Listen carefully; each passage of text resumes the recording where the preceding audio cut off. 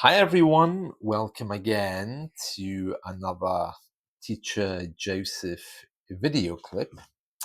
And today I really just wanted to mention to you something from the weekly lesson, and that is the expression a crutch.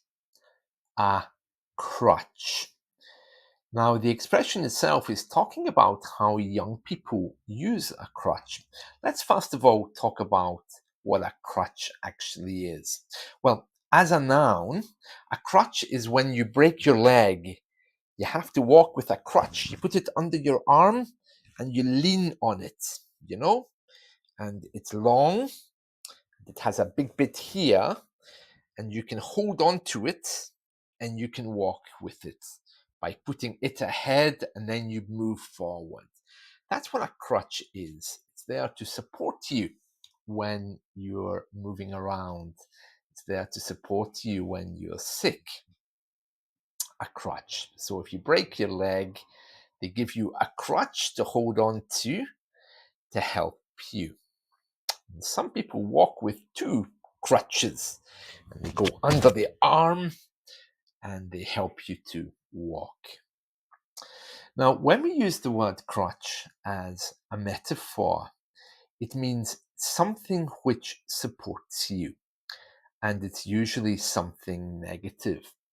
So if we think of young people, well, they often use crutches instead of dealing with their emotional problems. For example, in my weekly lesson, I'm saying that my friend Kareem, he was really good at handling his emotions. He didn't have any crutches, something bad to hang on to when he was having problems. Many young people here turn to alcohol or drugs and try to use them as crutches. But my point is that, well, to use a crutch isn't really a very good thing. It's usually a bad habit. Smoking for some people can be a crutch to get them through the day. And well, drugs and alcohol are never good crutches for anyone. Well, that's all I wanted to say. I wanted to tell you all about this expression, crutch.